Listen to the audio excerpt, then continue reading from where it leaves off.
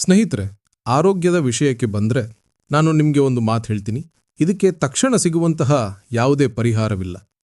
ಇದು ನಾವು ಒಂದು ದಿನ ತಲುಪಿ ಸರಿ ನಾನು ಇಲ್ಲಿಗೆ ಬಂದುಬಿಟ್ಟೆ, ನಾನು ಆರೋಗ್ಯವಾಗಿದ್ದೇನೆ, ಇನ್ನು ನಾನು ಪ್ರಯತ್ನ ಪಡುವುದನ್ನು ನಿಲ್ಲಿಸಬೇಕು ಎಂದು ಹೇಳುವಂತಹ ಒಂದು ಗುರಿಯಲ್ಲ. ಆರೋಗ್ಯ ಅನ್ನೋದು 30 ದಿನದ ಸವಾಲು ಅಥವಾ ಯಾವುದೋ ಮಾಯಾ ಮಾತ್ರೆ ಅಲ್ಲ. ಆರೋಗ್ಯ ಒಂದು ಪ್ರಯಾಣ. ಇದು ನಿರಂತರವಾದ, ಸುಂದರವಾದ ಮತ್ತು ಕೆಲವೊಮ್ಮೆ ಸವಾಲಿನಿಂದ ಕೂಡಿದ ಪ್ರಯಾಣ. ಇದರಲ್ಲಿ ನಾವು ನಮ್ಮ ಜೀವನದ ಪ್ರತಿಯೊಂದು ದಿನವೂ ನಡೆಯಬೇಕಾಗ್ತದೆ. ಮತ್ತು ಯಾವುದೇ ಪ್ರಯಾಣದಂತೆಯೇ ನೀವು ಒಂದು ಉದ್ದನೆ ಹೆದ್ದಾರಿಯಲ್ಲಿ ಗಾಡಿ ಓಡಿಸ್ತಿರುವಾಗ ಕೆಲವು ನಿಯಮಗಳಿರುತ್ತವೆ, ಸಂಚಾರದ ಕಾನೂನುಗಳಿರುತ್ತವೆ. ನೀವು ನಿಮ್ಮದೇ ಆದ ಲೇನ್ನಲ್ಲಿರಬೇಕು, ಕೆಂಪು ದೀಪದಲ್ಲಿ ನಿಲ್ಲಬೇಕು, ಒಂದು ಸುರಕ್ಷಿತ ವೇಗವನ್ನು ಕಾಯ್ದುಕೊಳ್ಬೇಕು. ನಾವು ಈ ನಿಯಮಗಳನ್ನ ಏಕೆ ಪಾಲಿಸ್ತೀವಿ? ನಾವು ಯಾವುದೇ ಅಪಘಾತವನ್ನು ತಪ್ಪಿಸಲು ಇವುಗಳನ್ನ ಪಾಲಿಸ್ತೀವಿ. ಇದರಿಂದ ನಮ್ಮ ಪ್ರಯಾಣ ಸುಲಭ, ಸುರಕ್ಷಿತವಾಗಿರುತ್ತದೆ ಮತ್ತು ನಾವು ನಮ್ಮ ಗುರಿಯನ್ನ ಸಂತೋಷದಿಂದ ತಲುಪಬಹುದು. ಸರಿಯಾಗಿ ಇದೇ ರೀತಿ ಸ್ನೇಹಿತರೆ, ನಮ್ಮ ಆರೋಗ್ಯದ ಈ ಪ್ರಯಾಣಕ್ಕೂ ಕೆಲವು ಮೂಲಭೂತ ನಿಯಮಗಳಿವೆ. ಇವು ಪ್ರಕೃತಿಯ ನಿಯಮಗಳು. ಆ ನಿಯಮಗಳನ್ನ ಪಾಲಿಸಲು ನಮ್ಮ ದೇಹವು ರೂಪುಗೊಂಡಿದೆ. ಮತ್ತು ನಾವು ಈ ನಿಯಮಗಳನ್ನ ಪಾಲಿಸಿದಾಗ ನಮ್ಮ ಜೀವನದ ಪ್ರಯಾಣ ಸುಲಭ ಮತ್ತು ಸುಗಮವಾಗುವುದು ಮಾತ್ರವಲ್ಲ, ನಾವು ಆರೋಗ್ಯವಾಗಿರುವುದು ಮತ್ತು ರೋಗಗಳಿಂದ ದೂರವಿರುವುದು ಮಾತ್ರವಲ್ಲ, ನಾವು ನಮ್ಮ ಜೀವನವನ್ನು ಇನ್ನಷ್ಟು ಆನಂದಿಸಲು ಸಾಧ್ಯವಾಗ್ತದೆ. ನಮ್ಮಲ್ಲಿ ಹೆಚ್ಚು ಶಕ್ತಿ ಇರ್ತದೆ, ನಾವು ಹೆಚ್ಚು ಸಂತೋಷವಾಗಿರ್ತೀವಿ ಮತ್ತು ನಾವು ನಮ್ಮ ಕುಟುಂಬಕ್ಕಾಗಿ ಮತ್ತು ನಮ್ಮ ಕೆಲಸಕ್ಕಾಗಿ ಸಂಪೂರ್ಣವಾಗಿ ಲಭ್ಯವಿರಲು ಸಾಧ್ಯವಾಗ್ತದೆ. ಹಾಗಾದರೆ ಇಂದಿನ ಈ ವಿಡಿಯೋದಲ್ಲಿ ನಾನು ನಿಮ್ಮೊಂದಿಗೆ ಇಂತಹದ್ದೇ 16 ಸುವರ್ಣ ನಿಯಮಗಳನ್ನ ಹಂಚಿಕೊಳ್ಳಲಿದ್ದೇನೆ. ಇವು ಯಾವುದೇ ಕಷ್ಟಕರವಾದ ವೈದ್ಯಕೀಯ ಶಬ್ದಗಳಲ್ಲ. ಇವು ಸರಳವಾದ ಸಾರ್ವಕಾಲಿಕ ಸಿದ್ಧಾಂತಗಳು. ಇವುಗಳನ್ನ ನೀವು ಇಂದಿನಿಂದಲೇ ಪಾಲಿಸಲು ಪ್ರಾರಂಭ ಮಾಡಬಹುದು. ನೀವು ಒಂದು ಪೆನ್ನು ಮತ್ತು ಕಾಗದ ತೆಗೆದುಕೊಂಡು ಕುಳಿತುಕೊಳ್ಬೇಕು ಅಂತ ನಾನು ನಿಜವಾಗ್ಲೂ ಬಯಸ್ತೀನಿ. ಇದನ್ನು ಕೇವಲ ಮತ್ತೊಂದು ವಿಡಿಯೋದಂತೆ ಕೇಳಬೇಡಿ. ನೀವು ಈ ನಿಯಮಗಳನ್ನ ಬರ್ಕೊಳ್ಬೇಕು ಅಂತ ನಾನು ಬಯಸ್ತೀನಿ. ಇವುಗಳನ್ನ ಬರೆದು ನೀವು ಪ್ರತಿದಿನ ನೋಡಬಹುದಾದ ಜಾಗದಲ್ಲಿ ಅಂಟಿಸಿ. ಬಹುಶಃ ನಿಮ್ಮ ಫ್ರಿಜ್ಜಿನ ಮೇಲೆ ಅಥವಾ ನಿಮ್ಮ ಕನ್ನಡಿಯ ಮೇಲೆ ಅಥವಾ ನೀವು ಕೆಲಸ ಮಾಡೋ ಮೇಜಿನ ಮೇಲೆ. ಯಾಕೆಂದರೆ ನೀವು ಇವುಗಳನ್ನ ಎಷ್ಟು ಹೆಚ್ಚು ನೋಡ್ತಿರೋ ಅಷ್ಟು ಇವು ನಿಮ್ಮ ಜಾಗೃತ ಮನಸ್ಸಿನಿಂದ ನಿಮ್ಮ ಉಪಪ್ರಜ್ಞಾ ಮನಸ್ಸಿಗೆ ಹೋಗ್ತವೆ ಮತ್ತು ಇವು ನಿಮ್ಮ ಜೀವನದ ಒಂದು ಸ್ವಾಭಾವಿಕ ಭಾಗವಾಗಿಬಿಡ್ತವೆ. ಇವು ನಿಮ್ಮ ಅಭ್ಯಾಸಗಳಾಗ್ಬಿಡ್ತವೆ. ಹಾಗಾದರೆ ಬನ್ನಿ ಈ ಬಹಳ ಮುಖ್ಯವಾದ ಚರ್ಚೆಯನ್ನು ಪ್ರಾರಂಭ ಮಾಡೋಣ ಮತ್ತು ಈ ಎಲ್ಲ 16 ನಿಯಮಗಳನ್ನ ಸಂಪೂರ್ಣ ವಿವರವಾಗಿ ಅರ್ಥ ಮಾಡ್ಕೊಳ್ಳೋಣ. ಸ್ನೇಹಿತರೆ, ಈ ನಿಯಮಗಳು ಬಹಳ ಮುಖ್ಯವಾಗಿರೋದ್ರಿಂದ ಮತ್ತು ನಿಜವಾಗ್ಲೂ ನಿಮ್ಮ ಜೀವನವನ್ನು ಬದಲಾಯಿಸಬಲ್ಲದರಿಂದ ನಾನು ಇದರಲ್ಲಿ ಯಾವುದೇ ಆತರ ಪಡೋದಿಲ್ಲ. ನಾವು ಪ್ರತಿಯೊಂದು ನಿಯಮದ ಹಿಂದಿನ ಏಕೆ ಎಂಬುದನ್ನು ಅರ್ಥ ಮಾಡ್ಕೊಳ್ಳೋಕ್ಕೆ ಪ್ರಯತ್ನ ಮಾಡೋಣ. ನೀವು ಏನನ್ನಾದರೂ ಏಕೆ ಮಾಡ್ತಿದ್ದೀರಿ ಅಂತ ನಿಮ್ಗೆ ಅರ್ಥ ಆದಾಗ ನೀವು ಅದನ್ನು ಪಾಲಿಸೋ ಸಾಧ್ಯತೆ ಬಹಳ ಹೆಚ್ಚಾಗಿರುತ್ತೆ. ಅರೆಬರೆ ಜ್ಞಾನ ಯಾವತ್ತೂ ಅಪಾಯಕಾರಿ. ಆದ್ದರಿಂದ ಬನ್ನಿ ಪ್ರತಿಯೊಂದು ವಿಷಯದ ಸಂಪೂರ್ಣ ಚಿತ್ರಣವನ್ನು ಅರ್ಥ ಮಾಡ್ಕೊಳ್ಳೋಣ. ಮತ್ತು ಹೌದು, ಈ ನಿಯಮಗಳ ನಿಮಗಾಗಿ ಸಂಗ್ರಹಿಸಲು ಬಹಳಷ್ಟು ಸಂಶೋಧನೆ ಮತ್ತು ಶ್ರಮ ಬೇಕಾಗಿದೆ. ಆದ್ದರಿಂದ ಈ ವಿಡಿಯೋ ನಿಮಗೆ ಉಪಯುಕ್ತವೆನಿಸಿದರೆ, ನಿಮಗೆ ಸಹಾಯ ಮಾಡುವ ಒಂದೇ ಒಂದು ಹೊಸ ವಿಷಯವನ್ನು ನೀವು ಕಲಿತರೂ ದಯವಿಟ್ಟು ಆ ಲೈಕ್ ಬಟನನ್ನು ಖಂಡಿತವಾಗಲೂ ಒತ್ತಿರಿ.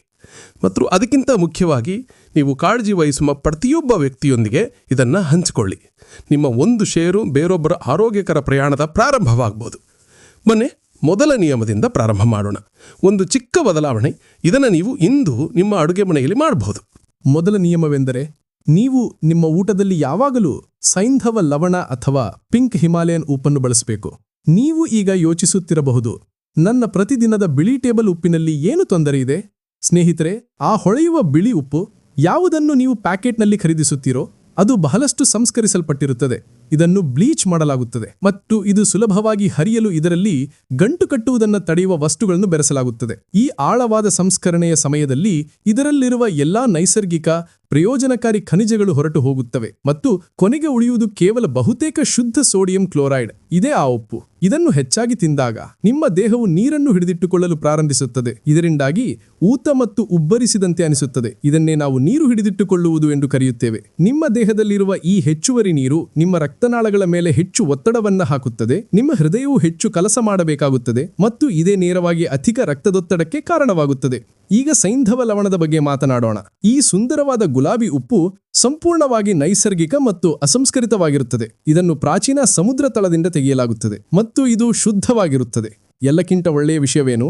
ಇದರಲ್ಲಿ 84ಕ್ಕೂ ಹೆಚ್ಚು ವಿವಿಧ ಸೂಕ್ಷ್ಮ ಖನಿಜಗಳಿರುತ್ತವೆ. ಇವುಗಳ ಅವಶ್ಯಕತೆ ನಿಮ್ಮ ದೇಹಕ್ಕೆ ಬಹಳಷ್ಟು ಇರುತ್ತದೆ. ಉದಾಹರಣೆಗೆ ಪೊಟ್ಯಾಷಿಯಂ, ಮ್ಯಾಗ್ನೀಷಿಯಂ ಮತ್ತು ಕ್ಯಾಲ್ಸಿಯಂ. ನೋಡಿ, ನಮ್ಮ ದೇಹಕ್ಕೆ ಸೋಡಿಯಂ ಮತ್ತು ಪೊಟ್ಯಾಷಿಯಂನ ನಡುವೆ ಒಂದು ಸೂಕ್ಷ್ಮವಾದ ಸಮತೋಲನದ ಅಗತ್ಯವಿರುತ್ತದೆ. ಬಿಳಿ ಉಪ್ಪು ನಿಮಗೆ ಕೇವಲ ಸೋಡಿಯಂ ನೀಡುತ್ತದೆ, ಇದರಿಂದ ಆ ಸಮತೋಲನ ಹಾಳಾಗುತ್ತದೆ. ಗುಲಾಬಿ ಉಪ್ಪು ಎರಡನ್ನೂ ನೀಡುತ್ತದೆ, ಜೊತೆಗೆ ಇನ್ನೂ ಅನೇಕ ಖನಿಜಗಳನ್ನು ಸಹ ನೀಡುತ್ತದೆ. ಆಯುರ್ವೇದದಲ್ಲಿ ಸೈಂಧವ ಲವಣವನ್ನು ಅತ್ಯುತ್ತಮ ಉಪ್ಪು ಎಂದು ಪರಿಗಣಿಸಲಾಗಿದೆ. ಇದನ್ನು ಶೀತ ವೀರ್ಯ ಎಂದು ಪರಿಗಣಿಸಲಾಗುತ್ತದೆ, ಅಂದರೆ ಇದರ ಗುಣ ತಂಪಾಗಿರುತ್ತದೆ. ಆದ್ದರಿಂದ ಇದು ಬಿಳಿ ಉಪ್ಪಿನಂತೆ ದೇಹದಲ್ಲಿ ಶಾಖ ಅಥವಾ ಪಿತ್ತವನ್ನು ಹೆಚ್ಚಿಸುವುದಿಲ್ಲ. ಇದು ಜೀರ್ಣಕ್ರಿಯೆಗೆ ಹಗುರವೆಂದು ಕೂಡ ಪರಿಗಣಿಸಲಾಗಿದೆ. ಹಾಗಾದರೆ ಮೊದಲ ಹೆಜ್ಜೆ ಸುಲಭವಾಗಿದೆ. ಮುಂದಿನ ಬಾರಿ ನೀವು ದಿನಸಿ ಸಾಮಾನುಗಳನ್ನು ಖರೀದಿಸಲು ಹೋದಾಗ ಬಿಳಿ ಉಪ್ಪಿನ ಬದಲು ಕೇವಲ ಗುಲಾಬಿ ಹಿಮಾಲಯನ್ ಉಪ್ಪಿನ ಒಂದು ಪ್ಯಾಕೆಟ್ ಖರೀದಿಸಿ. ಇದು ಒಂದು ಚಿಕ್ಕ ಬದಲಾವಣೆ. ಇದು ನಿಮ್ಮ ಹೃದಯದ ಆರೋಗ್ಯ ಮತ್ತು ಒಟ್ಟಾರೆ ಆರೋಗ್ಯದ ಮೇಲೆ ಬಹಳ ದೊಡ್ಡ ಪರಿಣಾಮ ಬೀರುತ್ತದೆ. ಎರಡನೆಯ ಸುವರ್ಣ ನಿಯಮವೆಂದರೆ ರಾತ್ರಿ ಊಟ ಮಾಡಿದ ನಂತರ ನೀವು ಕನಿಷ್ಠ 500 ಹೆಜ್ಜೆಯವನ್ನಾದರೂ ಖಂಡಿತವಾಗಿ ನಡೆಯಬೇಕು. ಆಯುರ್ವೇದದಲ್ಲಿ ಈ ಅಭ್ಯಾಸವನ್ನು ಶತಪಾವಳಿ ಎಂದು ಕರೆಯುತ್ತಾರೆ. ಇದರ ಅಕ್ಷರಶಃ ಅರ್ಥ 100 ಹೆಜ್ಜೆ ನಡೆಯುವುದು. ಆದರೆ ನಮ್ಮ ಇಂದಿನ ಜೀವನ ಶೈಲಿಯಲ್ಲಿ 500ರಿಂದ 1000 ನಿಧಾನ ಹೆಜ್ಜೆಗಳನ್ನು ನಡೆಯುವುದು ಇನ್ನೂ ಉತ್ತಮ. ಯೋಚಿಸಿ, ಸಾಮಾನ್ಯವಾಗಿ ಏನಾಗುತ್ತದೆ? ನಾವು ಹೊಟ್ಟೆ ತುಂಬ ರಾತ್ರಿಯ ಊಟ ಮಾಡುತ್ತೇವೆ. ಅದು ಹೆಚ್ಚಾಗಿ ದಿನದ ಅತ್ಯಂತ ಭಾರವಾದ ಊಟವಾಗಿರುತ್ತದೆ. ಮತ್ತು ನಂತರ ನಾವು ಏನು ಮಾಡುತ್ತೇವೆ? ನಾವು ತಕ್ಷಣ ಸೋಫಾದ ಮೇಲೆ ಟಿವಿ ನೋಡಲು ಕುಳಿತುಕೊಳ್ಳುತ್ತೇವೆ ಅಥವಾ ಹಾಸಿಗೆಯ ಮೇಲೆ ಮಲಗಿಬಿಡುತ್ತೇವೆ. ಸ್ನೇಹಿತರೆ, ನೀವು ಹೀಗೆ ಮಾಡಿದಾಗ ನಿಮ್ಮ ಜೀರ್ಣಾಂಗ ವ್ಯವಸ್ಥೆ, ನಿಮ್ಮ ಅಗ್ನಿ ಅಥವಾ ಜಠರಾಗ್ನಿ ನಿಧಾನವಾಗುತ್ತದೆ. ಆಹಾರವು ಕೇವಲ ನಿಮ್ಮ ಹೊಟ್ಟೆಯಲ್ಲಿ ಬಿದ್ದಿರುತ್ತದೆ, ಜೀರ್ಣವಾಗುವುದಿಲ್ಲ. ಅದು ಕೊಳೆಯಲು ಪ್ರಾರಂಭಿಸುತ್ತದೆ. ಇದೇ ಕೊಳೆಯುವಿಕೆಯಿಂದ ಗ್ಯಾಸ್, ಅಸಿಡಿಟಿ ಮತ್ತು ಹೊಟ್ಟೆ ಉಬ್ಬರಿಸಿದಂತೆ ಆ ಅಹಿತಕರ ಭಾವನೆ ಉಂಟಾಗುತ್ತದೆ. ಆದರೆ ನೀವು ಒಂದು ಹಗುರವಾದ ನಿಧಾನವಾದ ನಡಿಗೆಯನ್ನು ಮಾಡಿದಾಗ ನೀವು ಏನು ಮಾಂತ್ರಿಕವಾದುವುದನ್ನು ಮಾಡುತ್ತಿರುತ್ತೀರಿ. ಈ ಸರಳವಾದ ಚಟುವಟಿಕೆಯು ನಿಮ್ಮ ಕರುಳನ್ನು ಉತ್ತೇಜಿಸುತ್ತದೆ. ಇದನ್ನು ಪೆರಿಸ್ಟಾಲಿಸಿಸ್ ಎಂದು ಕರೆಯುತ್ತಾರೆ. ಇದು ಆಹಾರವನ್ನು ಮುಂದೆ ಸಾಗಿಸಲು ಸಹಾಯ ಮಾಡುತ್ತದೆ. ಇದು ನಿಮ್ಮ ದೇಹಕ್ಕೆ ಆ ಆಹಾರದಿಂದ ಸಿಕ್ಕ ಸ್ವಲ್ಪ ಗ್ಲೂಕೋಸ್ ಅಂದರೆ ಸಕ್ಕರೆಯನ್ನು ಬಳಸಿಕೊಳ್ಳಲು ಕೂಡ ಸಹಾಯ ಮಾಡುತ್ತದೆ. ಇದು ಸಕ್ಕರೆಯ ಪ್ರಮಾಣ ಇದ್ದಕ್ಕಿದ್ದಂತೆ ಹೆಚ್ಚಾಗುವುದನ್ನು ತಡೆಯುತ್ತದೆ. ಈ 10 ನಿಮಿಷಗಳ ಸುಲಭವಾದ ನಡಿಗೆಯು ನಿಮಗೆ ಆಹಾರವನ್ನು ಚೆನ್ನಾಗಿ ಜೀರ್ಣಿಸಿಕೊಳ್ಳಲು ಸಹಾಯ ಮಾಡುತ್ತದೆ, ತೂಕ ಹೆಚ್ಚಾಗುವುದನ್ನು ತಡೆಯುತ್ತದೆ ಮತ್ತು ನಿಮ್ಮ ನಿದ್ರೆ ಎಷ್ಟು ಆಳವಾದ ಮತ್ತು ಆರಾಮದಾಯಕವಾಗುತ್ತದೆ ಎಂದು ನಿಮಗೆ ಆಶ್ಚರ್ಯವಾಗುತ್ತದೆ. ಇದು ನಮ್ಮನ್ನು ನಮ್ಮ 3ನೇ ನಿಯಮಕ್ಕೆ ಕರೆದು ತರುತ್ತದೆ. ಇದು ಕೂಡ ಆಹಾರಕ್ಕೆ ಸಂಬಂಧಿಸಿದೆ. ನೀವು ನಿಮ್ಮ ಊಟವನ್ನು ಮುಗಿಸಿದ ನಂತರ ಕನಿಷ್ಠ 30 ನಿಮಿಷ ಮತ್ತು ಸಾಧ್ಯವಾದರೆ 45 ನಿಮಿಷಗಳವರೆಗೆ ಕಾಯಬೇಕು. ಅದಾದ ನಂತರವೇ ನೀರು ಕುಡಿಯಬೇಕು. ಇದು ಬಹುತೇಕ ಎಲ್ಲರೂ ಮಾಡುವ ಅತಿದೊಡ್ಡ ತಪ್ಪುಗಳಿಗೆ ಒಂದಾಗಿದೆ. ನಾವು ಭಾರವಾದ ಊಟವನ್ನು ಮುಗಿಸುತ್ತೇವೆ ಮತ್ತು ತಕ್ಷಣವೇ ಒಂದು ದೊಡ್ಡ ಲೋಟ ತಣ್ಣೀರನ್ನು ಗಟಗಟನೆ ಕುಡಿದು ಬಿಡುತ್ತೇವೆ. ನಾನು ನಿಮಗೆ ಒಂದು ಸುಲಭವಾದ ಉದಾಹರಣೆಯನ್ನು ಕೊಡುತ್ತೇನೆ. ನಿಮ್ಮ ಆಹಾರವನ್ನು ಜೀರ್ಣಿಸಿಕೊಳ್ಳಲು ನಿಮ್ಮ ಹೊಟ್ಟೆಯು ಒಂದು ಬೆಂಕಿಯನ್ನು ಉರಿಸುತ್ತದೆ. ಆಯುರ್ವೇದದಲ್ಲಿ ಇದನ್ನು ಜಠರಾಗ್ನಿ ಎಂದು ಕರೆಯುತ್ತಾರೆ. ಇಂದಿನ ವಿಜ್ಞಾನದಲ್ಲಿ ಇದು ಹೈಡ್ರೋಕ್ಲೋರಿಕ್ ಅಂಶ ಮತ್ತು ಜೀರ್ಣಕಾರಿ ಕಿಣ್ವಗಳ ಒಂದು ಎಚ್ಚರಿಕೆಯಿಂದ ಸಮತೋಲನಗೊಂಡ ಮಿಶ್ರಣವಾಗಿದೆ. ಈಗ ಕಲ್ಪಿಸಿಕೊಳ್ಳಿ, ನೀವು ಒಂದು ಪ್ರಖರವಾದ ಉರಿಯುತ್ತಿರುವ ಬೆಂಕಿಯನ್ನು ಹೊತ್ತಿಸಿದ್ದೀರಿ ಮತ್ತು ನೀವು ಅದರ ಮೇಲೆ ನಿಮ್ಮ ಆಹಾರವನ್ನು ಬೇಯಿಸುತ್ತಿದ್ದೀರಿ. ನೀವು ಆ ಬೆಂಕಿಯ ಮೇಲೆ ನೇರವಾಗಿ ಒಂದು ಲೋಟ ನೀರನ್ನು ಸುರಿದರೆ ಏನಾಗುತ್ತದೆ? ಬೆಂಕಿ ಆರಿಹೋಗುತ್ತದೆ ಅಲ್ಲವೇ? ಅದು ಉಸ್ಸೆಂದು ಶಬ್ದ ಮಾಡುತ್ತದೆ, ಹೊಗೆಯಾಡುತ್ತದೆ ಮತ್ತು ಆರಿಹೋಗುತ್ತದೆ. ನೀವು ಊಟವಾದ ತಕ್ಷಣ ನೀರು ಕುಡಿದಾಗ ನಿಮ್ಮ ಜಠರಾಗ್ನಿಯ ಜೊತೆಗೂ ನೀವು ಸರಿಯಾಗಿ ಇದನ್ನೇ ಮಾಡುತ್ತೀರಿ. ನೀವು ಆ ಅಗತ್ಯವಾದ ಆಮ್ಲ ಮತ್ತು ಕಿಣ್ವಗಳನ್ನು ದುರ್ಬಲಗೊಳಿಸ್ತೀರಿ. ಬೆಂಕಿ ಆರಿಹೋಗುತ್ತದೆ. ಆಹಾರವು ಬೇಯುವ ಅಥವಾ ಜೀರ್ಣವಾಗುವ ಬದಲು ನಿಮ್ಮ ಹೊಟ್ಟೆಯಲ್ಲಿ ಕೊಳೆಯಲು ಪ್ರಾರಂಭಿಸುತ್ತದೆ. ಇದೇ ಗ್ಯಾಸ್, ಹೊಟ್ಟೆಯುಬ್ಬರ, ಆಸಿಡಿಟಿಯ ಮೂಲ ಕಾರಣ ಮತ್ತು ದೀರ್ಘಕಾಲದಲ್ಲಿ ಇದು ತೂಕ ಹೆಚ್ಚಾಗಲು ಮತ್ತು ಜೀರ್ಣಕ್ರಿಯೆಗೆ ಸಂಬಂಧಿಸಿದ ಅನೇಕ ತೊಂದರೆಗಳಿಗೆ ಕಾರಣವಾಗಬಹುದು. ನಿಮ್ಮ ಆಹಾರವು ತುಂಬ ಒಣಗಿದ್ದರೆ ಮತ್ತು ನಿಮಗೆ ಅವಶ್ಯಕತೆ ಏರಿಸಿದರೆ ನೀವು ಊಟದ ಸಮಯದಲ್ಲಿ ಬಿಸಿ ನೀರಿನ ಕೆಲವು ಗುಟುಕುಗಳನ್ನು ಕುಡಿಯಬಹುದು. ಆದರೆ ಊಟದ ನಂತರ ತಕ್ಷಣವೇ ಒಂದು ಲೋಟ ನೀರನ್ನು ಗಟಗಟನೆ ಕುಡಿಯಬೇಡಿ. 4ನೇ ನಿಯಮವೆಂದರೆ ದಿನವಿಡೀ 3ರಿಂದ 4 ಲೀಟರ್ ನೀರು ಕುಡಿಯಿರಿ. ಸ್ನೇಹಿತರೆ, ನಮ್ಮ ದೇಹವು 70%ಕ್ಕಿಂತ ಹೆಚ್ಚು ನೀರಿನಿಂದ ಕೂಡಿದೆ. ಪ್ರತಿಯೊಂದು ಜೀವಕೋಶಕ್ಕೆ, ಪ್ರತಿಯೊಂದು ಅಂಗಾಂಶಕ್ಕೆ ಮತ್ತು ಪ್ರತಿಯೊಂದು ಅಂಗಕ್ಕೆ ಕೆಲಸ ಮಾಡಲು ನೀರಿನ ಅವಶ್ಯಕತೆ ಇರುತ್ತದೆ. ನೀರನ್ನು ಕೇವಲ ಬಾಯಾರಿಕೆ ನೇಗಿಸುವ ವಸ್ತುವಿನಂತೆ ನೋಡಬೇಡಿ. ಇದನ್ನು ನಿಮ್ಮ ದೇಹದ ಆಂತರಿಕ ಶುಚಿಗೊಳಿಸುವ ಸೇವೆಯನ್ನು ತಿಳಿಯಿರಿ. ನೀವು ನಿಮ್ಮ ಕಾರನ್ನು ತೊಳೆಯಲು ಅಥವಾ ನಿಮ್ಮ ಮನೆಯನ್ನು ಸ್ವಚ್ಛಗೊಳಿಸಲು ನೀರನ್ನು ಹೇಗೆ ಬಳಸುತ್ತೀರಿ, ಹಾಗೆಯೇ ನಿಮ್ಮ ದೇಹವು ಒಳಗೆ ಸಂಗ್ರಹವಾಗುವ ಎಲ್ಲ ವಿಷಕಾರಿ ವಸ್ತುಗಳನ್ನು, ಕಸವನ್ನು ಮತ್ತು ಕೊಳೆಯನ್ನು ಹೊರಹಾಕಲು ನೀರನ್ನು ಬಳಸುತ್ತದೆ. ನೀವು ಸಾಕಷ್ಟು ನೀರು ಕುಡಿಯದಿದ್ದಾಗ ಈ ಕೊಳಕು ಸಂಗ್ರಹವಾಗಲು ಪ್ರಾರಂಭಿಸುತ್ತದೆ. ಆಗಲೇ ಜನರಿಗೆ ಮಲಬದ್ಧತೆ ಅಂತ ಸಮಸ್ಯೆಗಳುಂಟಾಗುತ್ತದೆ. ಏಕೆಂದರೆ ಕರುಳಿನ ಬಳಿ ಕಸವನ್ನು ಮುಂದೆ ಸಾಗಿಸಲು ಸಾಕಷ್ಟು ನೀರಿರುವುದಿಲ್ಲ. ಆಗಲೇ ನಿಮಗೆ ಮೊಡವೆಗಳು ಮತ್ತು ನಿರ್ಜೀವ ಚರ್ಮದಂತಹ ಚರ್ಮದ ಸಮಸ್ಯೆಗಳು ಉಂಟಾಗುತ್ತವೆ. ಏಕೆಂದರೆ ವಿಷಕಾರಿ ವಸ್ತುಗಳು ನಿಮ್ಮ ಚರ್ಮದ ಮೂಲಕ ಹೊರಬರಲು ಪ್ರಯತ್ನಿಸುತ್ತಿರುತ್ತವೆ. ಮತ್ತು ಇದೇ ರೀತಿ ಮೂತ್ರಪಿಂಡದ ಕಲ್ಲುಗಳು ಉಂಟಾಗುತ್ತವೆ. ಆ ದಟ್ಟವಾದ ಖನಿಜಗಳಿಂದ, ಇಲ್ಲದಿದ್ದರೆ ನೀರು ಅವುಗಳನ್ನು ಹೊರಹಾಕುತ್ತಿತ್ತು. ಆದ್ದರಿಂದ ನಿಮ್ಮೊಂದಿಗೆ ಒಂದು ನೀರಿನ ಬಾಟ್ಲಿಯನ್ನು ಇಟ್ಟುಕೊಳ್ಳಿ. ಬಾಯಾರಿಕೆ ನೀಗುವವರಿಗೆ ಕಾಯಬೇಡಿ. ಕೇವಲ ದಿನವಿಡೀ ಸ್ವಲ್ಪ ನೀರು ಕುಡಿಯುತ್ತಿರಿ. ಈ ಒಂದು ಅಭ್ಯಾಸವು ನಿಮ್ಮನ್ನು ಅನೇಕ ಬೇರೆ ಬೇರೆ ರೋಗಗಳಿಂದ ರಕ್ಷಿಸಬಲ್ಲದು. ನಮ್ಮ 5ನೇ ನಿಯಮದಲ್ಲಿ 2 ಭಾಗಗಳಿವೆ ಮತ್ತು ಇದು ನೀವು ಬೆಳಿಗ್ಗೆ ಎದ್ದ ತಕ್ಷಣ ಏನು ಮಾಡಬೇಕು ಎಂಬುದರ ಬಗ್ಗೆ ಇದೆ. ಮೊದಲನೇದಾಗಿ, ಬೇರೆ ಯಾವುದಕ್ಕೂ ಮೊದಲು, ನಿಮ್ಮ ಹಲ್ಲುಜ್ಜುವುದಕ್ಕಿಂತಲೂ ಮೊದಲು ನೀವು ಒಂದು ದೊಡ್ಡ ಲೋಟ ಉಗುರು ಬೆಚ್ಚನ ನೀರನ್ನು ಕುಡಿಯಬೇಕು. ಆಯುರ್ವೇದದಲ್ಲಿ ಇದನ್ನು ಉಷಾಪಾನ ಎಂದು ಕರೆಯುತ್ತಾರೆ. ಇದನ್ನು ಹಲ್ಲುಜ್ಜುವ ಮೊದಲು ಮಾಡುವ ಕಾರಣವೇನೆಂದರೆ, ರಾತ್ರಿ ಇಡೀ ನಿಮ್ಮ ಬಾಯಿಯಲ್ಲಿ ಸಂಗ್ರಹವಾಗುವ ಜೊಲ್ಲು ನಂಬಲಾಗದಷ್ಟು ಪ್ರಯೋಜನಕಾರಿಯಾಗಿರುತ್ತದೆ. ಇದು ಸ್ವಭಾವದಲ್ಲಿ ಕ್ಷಾರೀಯ ಆಗಿರುತ್ತದೆ ಮತ್ತು ಕಿಣ್ವಗಳಿಂದ ತುಂಬಿರುತ್ತದೆ. ನೀವು ಮಲಗಿದಾಗ ನಿಮ್ಮ ಹೊಟ್ಟೆಯು ಆಮ್ಲ ಉತ್ಪಾದಿಸುತ್ತಿರುತ್ತದೆ ಮತ್ತು ಈ ಬೆಳಗಿನ ಜೊಲ್ಲು, ನೀವು ಇದನ್ನು ಬಿಸಿ ನೀರಿನೊಂದಿಗೆ ನುಂಗಿದಾಗ ಇದು ಒಳಗೆ ಹೋಗಿ ಆ ಹೆಚ್ಚುವರಿ ಆಮ್ಲವನ್ನು ನಿಷ್ಕ್ರಿಯಗೊಳಿಸುತ್ತದೆ. ಇದು ಒಂದು ನೈಸರ್ಗಿಕ ಆಂಟಾಸಿಡ್ನಂತೆ ಕೆಲಸ ಮಾಡುತ್ತದೆ. ಈ ಬಿಸಿ ನೀರು ನಿಮ್ಮ ಜೀರ್ಣಾಂಗ ವ್ಯವಸ್ಥೆಯನ್ನು ಕೂಡ ಚಾಲು ಮಾಡುತ್ತದೆ ಮತ್ತು ನಿಮ್ಮ ಕರುಳಿಗೆ ಇದು ನಿನ್ನೆಯ ಕಸವನ್ನು ಸ್ವಚ್ಛಗೊಳಿಸುವ ಸಮಯ ಎಂದು ಸಂಕೇತವನ್ನು ಕಳುಹಿಸುತ್ತದೆ. ಇದರಿಂದ ನಿಮ್ಮ ಹೊಟ್ಟೆ ಸ್ವಚ್ಛವಾಗಲು ಸಹಾಯವಾಗುತ್ತದೆ. ಈ ನಿಯಮದ 2ನೇ ಭಾಗವೆಂದರೆ, ನಿಮ್ಮ ಕಣ್ಣುಗಳ ಮೇಲೆ ತಣ್ಣನೆಯ ಶುದ್ಧವಾದ ನೀರಿನಿಂದ ನೀರನ್ನು ಎರಚುವುದು. ಕೇವಲ ನಿಮ್ಮ ಕಣ್ಣುಗಳನ್ನು ತೆರೆಯಿರಿ ಮತ್ತು ನಿಧಾನವಾಗಿ ಅವುಗಳ ಮೇಲೆ ಕೆಲವು ಬಾರಿ ನೀರನ್ನು ಎರಚಿರಿ. ಈ ಸುಲಭವಾದ ಕೆಲಸವು ನಿಮ್ಮನ್ನು ತಕ್ಷಣವೇ ಎಚ್ಚರಗೊಳಿಸುತ್ತದೆ, ನಿಮ್ಮ ಕಣ್ಣುಗಳಿಗೆ ಆರಾಮ ನೀಡುತ್ತದೆ, ಯಾವುದೇ ಊತವನ್ನು ಕಡಿಮೆ ಮಾಡುತ್ತದೆ ಮತ್ತು ಕಾಲಕ್ರಮೇಣ ಇದು ನಿಮ್ಮ ಕಣ್ಣಿನ ದೃಷ್ಟಿಯನ್ನು ಗಣನೀಯವಾಗಿ ಸುಧಾರಿಸುತ್ತದೆ ಎಂದು ತಿಳಿದುಬಂದಿದೆ. ವಿಶೇಷವಾಗಿ ನಮ್ಮಂತಹ ಜನರಿಗೆ ಯಾರು ಇಡೀ ದಿನ ಕಂಪ್ಯೂಟರ್ ಮತ್ತು ಫೋನ್ ಸ್ಕ್ರೀನ್ಗಳನ್ನು ನೋಡುತ್ತಿರುತ್ತಾರೆ. 6ನೇ ಸುವರ್ಣ ನಿಯಮವೆಂದರೆ, ಅಡುಗೆ ಮಾಡಲು ಸಂಸ್ಕರಿಸಿದ ಎಣ್ಣೆಗಳ ಬಳಕೆಯನ್ನು ಸಂಪೂರ್ಣವಾಗಿ ನಿಲ್ಲಿಸಿಬಿಡಿ. ಸ್ನೇಹಿತರೆ, ಈ ಎಣ್ಣೆಗಳು, ಅವುಗಳನ್ನು ವನಸ್ಪತಿ ಎಣ್ಣೆ, ಸೋಯಾಬೀನ್ ಎಣ್ಣೆ ಅಥವಾ ಸೂರ್ಯಕಾಂತಿ ಎಣ್ಣೆ ಎಂದು ಕರೆದರೂ ಅವು ಸಂಸ್ಕರಿಸಿದ ಆಗಿದ್ದರೆ ಅವು ಅತ್ಯಂತ ಹಾನಿಕಾರಕವಾಗಿರುತ್ತವೆ. ಅವುಗಳನ್ನು ನೈಸರ್ಗಿಕ ರೀತಿಯಲ್ಲಿ ತಯಾರಿಸಲಾಗುವುದಿಲ್ಲ. ಎಣ್ಣೆಯನ್ನು ತೆಗೆಯಲು ಅವುಗಳನ್ನು ಹೆಕ್ಸೇನ್ನಂತಹ ರಾಸಾಯನಿಕ ದ್ರಾವಕಗಳನ್ನು ಬಳಸಿ ಅತಿ ಹೆಚ್ಚಿನ ತಾಪಮಾನದಲ್ಲಿ ಸಂಸ್ಕರಿಸಲಾಗುತ್ತದೆ. ಈ ಪ್ರಕ್ರಿಯೆಯು ಎಣ್ಣೆಯನ್ನು ಬ್ಲೀಚ್ ಮಾಡುತ್ತದೆ ಮತ್ತು ವಾಸನೆ ಇಲ್ಲದಂತೆ ಮಾಡುತ್ತದೆ, ಆದರೆ ಇದು ಅದರ ಎಲ್ಲಾ ಪೋಷಕಾಂಶಗಳನ್ನು ನಾಶ ಮಾಡುತ್ತದೆ ಮತ್ತು ಅದಕ್ಕಿಂತ ಕೆಟ್ಟದಾಗಿ ವಿಷಕಾರಿ ಟ್ರಾನ್ಸ್ಫ್ಯಾಟ್ಗಳನ್ನು ಸೃಷ್ಟಿಸುತ್ತದೆ. ಈ ಸಂಸ್ಕರಿಸಿದ ಎಣ್ಣೆಗಳು ಸತ್ತ ಎಣ್ಣೆಗಳು ಮತ್ತು ಅವು ನಿಮ್ಮ ದೇಹಕ್ಕೆ ಹೋಗಿ ಉರಿಯೂತವನ್ನು ಉಂಟುಮಾಡುತ್ತವೆ ಮತ್ತು ನಿಮ್ಮ ರಕ್ತನಾಳಗಳನ್ನು ತಡೆಹಿಡಿಯುತ್ತವೆ.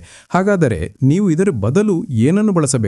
ಅಡುಗೆ ಮಾಡಲು ಅತ್ಯುತ್ತಮ ಮಾಧ್ಯಮವೆಂದರೆ ಹಸುವಿನ ಶುದ್ಧ ದೇಸಿ ತುಪ್ಪ. ತುಪ್ಪವು ಒಂದು ಆರೋಗ್ಯಕರ ಸ್ಯಾಚುರೇಟೆಡ್ ಫ್ಯಾಟ್ ಆಗಿದೆ.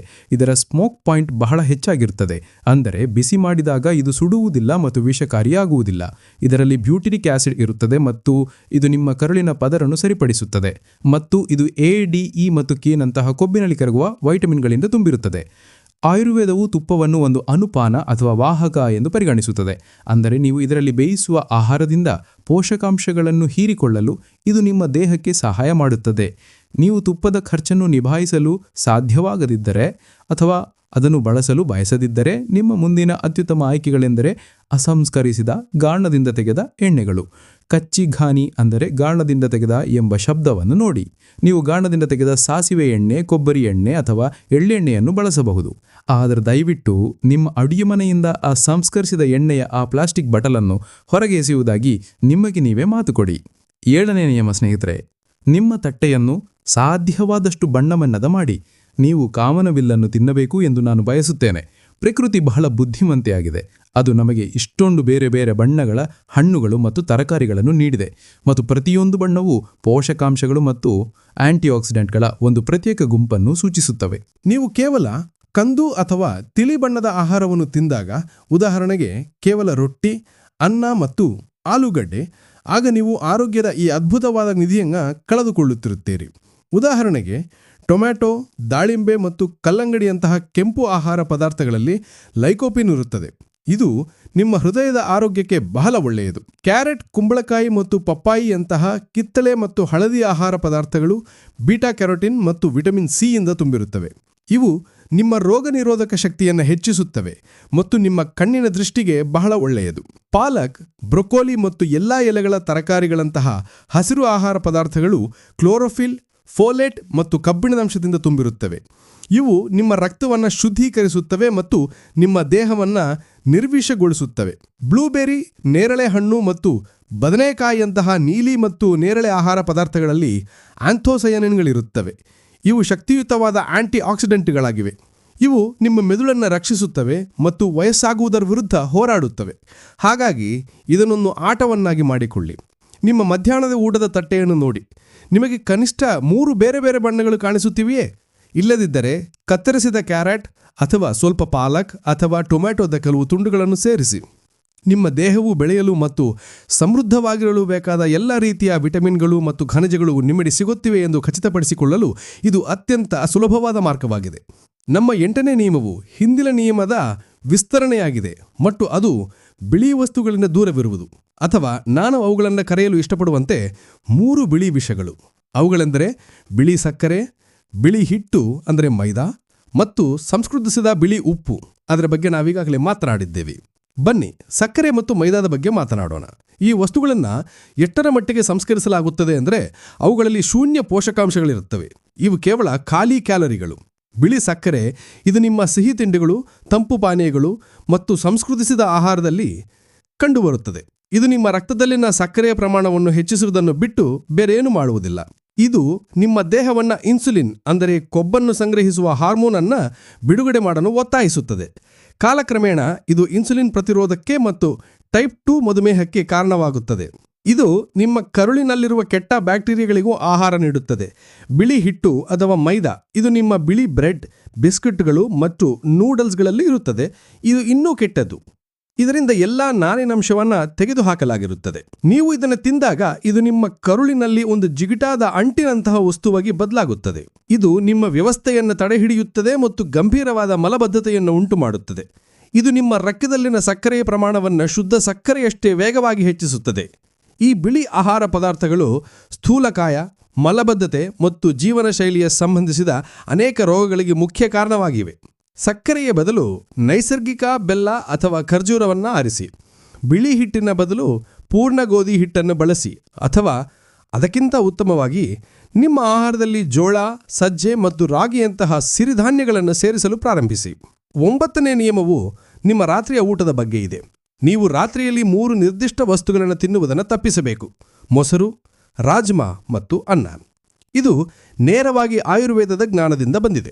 ಆಯುರ್ವೇದದ ಪ್ರಕಾರ ಈ 3 ಆಹಾರ ಪದಾರ್ಥಗಳು ಗುರು ಅಂದರೆ ಜೀರ್ಣಿಸಿಕೊಳ್ಳಲು ಭಾರವಾಗಿದ್ದು, ಇವು ದೇಹದಲ್ಲಿ ಕಫ ದೋಷವನ್ನು ಹೆಚ್ಚಿಸುತ್ತವೆ. ಕಫ ಅಂದರೆ ಪೃಥ್ವಿ ಮತ್ತು ನೀರಿನ ಶಕ್ತಿಯಾಗಿದ್ದು, ಇದು ಸಂಜೆ ಮತ್ತು ರಾತ್ರಿಯಲ್ಲಿ ಸ್ವಾಭಾವಿಕವಾಗಿ ಪ್ರಬಲವಾಗಿರುತ್ತದೆ. ಕಫವು ಭಾರ, ತಂಪು ಮತ್ತು ನಿಧಾನವಾಗಿರುತ್ತದೆ. ನೀವು ಈ ಭಾರವಾದ, ತಂಪಾದ ಮತ್ತು ಜೀರ್ಣಿಸಿಕೊಳ್ಳಲು ಕಷ್ಟಕರವಾದ ಆಹಾರ ಪದಾರ್ಥಗಳನ್ನು ರಾತ್ರಿಯಲ್ಲಿ ತಿಂದಾಗ ಆಗ ನಿಮ್ಮ ಜಠರಾಗ್ನಿ ಅಂದರೆ ಅಗ್ನಿಯು ಅತ್ಯಂತ ದುರ್ಬಲವಾಗಿರುತ್ತದೆ. ನಿಮ್ಮ ದೇಹವು ಅವುಗಳನ್ನು ಜೀರ್ಣಿಸಿಕೊಳ್ಳಲು ಸಾಧ್ಯವಾಗುವುದಿಲ್ಲ. ಮೊಸರು ಇದು ತಂಪು ಮತ್ತು ಭಾರವಾಗಿರುತ್ತದೆ, ಹೆಚ್ಚು ಕಫವನ್ನು ಉಂಟು ಮಾಡುತ್ತದೆ ಮತ್ತು ಶೀತ, ಕೆಮ್ಮನ್ನು ಇನ್ನಷ್ಟು ಹದಗೆಡಿಸಬಹುದು. ರಾಜ್ಮಾ ಇದು ಜೀರ್ಣಿಸಿಕೊಳ್ಳಲು ಬಹಳ ಕಷ್ಟಕರವಾಗಿರುತ್ತದೆ. ನಿಮ್ಮ ಹೊಟ್ಟೆ ಎಲ್ಲಿಯೇ ಇರುತ್ತದೆ ಮತ್ತು ರಾತ್ರಿ ಇಡೀ ಗ್ಯಾಸ್ ಮತ್ತು ಉಬ್ಬರವನ್ನು ಉಂಟು ಮಾಡುತ್ತದೆ. ಮತ್ತು ಭಾರವಾದ ಅನ್ನವು ತೂಕ ಹೆಚ್ಚಾಗಲು ಕಾರಣವಾಗುತ್ತದೆ. ಇದರರ್ಥ ಈ ಆಹಾರ ಪದಾರ್ಥಗಳು ಕೆಟ್ಟವು ಎಂದಲ್ಲ. ಇವು ನಂಬಲಾಗದಷ್ಟು ಪೌಷ್ಟಿಕವಾಗಿವೆ, ಆದರೆ ಇವುಗಳನ್ನು ಸರಿಯಾದ ಸಮಯದಲ್ಲಿ ತಿನ್ನಬೇಕು. ಮೊಸರು, ರಾಜ್ಮಾ ಅಥವಾ ಅನ್ನವನ್ನು ತಿನ್ನಲು ಅತ್ಯುತ್ತಮ ಸಮಯವೆಂದರೆ ಮಧ್ಯಾಹ್ನದ ಊಟ. ಆಗ ಸೂರ್ಯನು ನೆತ್ತಿಯ ಮೇಲೆ ಇರುತ್ತಾನೆ ಮತ್ತು ನಿಮ್ಮ ಜಠರಾಗ್ನಿಯು ಅತ್ಯಂತ ಪ್ರಬಲವಾಗಿರುತ್ತದೆ. ನಮ್ಮ 10ನೆಯ ನಿಯಮವು ಎಲ್ಲ ಚಹಾ ಮತ್ತು ಕಾಫಿ ಪ್ರಿಯರಿಗಾಗಿದೆ. ನೀವು ಬೆಳಿಗ್ಗೆ ಎದ್ದ ತಕ್ಷಣ ಖಾಲಿ ಹೊಟ್ಟೆಯಲ್ಲಿ ಎಂದಿಗೂ ಚಹಾ ಅಥವಾ ಕಾಫಿ ಕುಡಿಯಬಾರದು. ನನಗೊತ್ತು, ಅನೇಕ ಜನರಿಗೆ ಈ ಬೆಟ್ಟಿಯ ಅಭ್ಯಾಸವು ಒಂದು ಆಚರಣೆಯಾಗಿದೆ. ಅದರೊಂದಿಗೆ ಯಾವುದೇ ರಾಜಿ ಮಾಡಿಕೊಳ್ಳಲು ಸಾಧ್ಯವಿಲ್ಲ.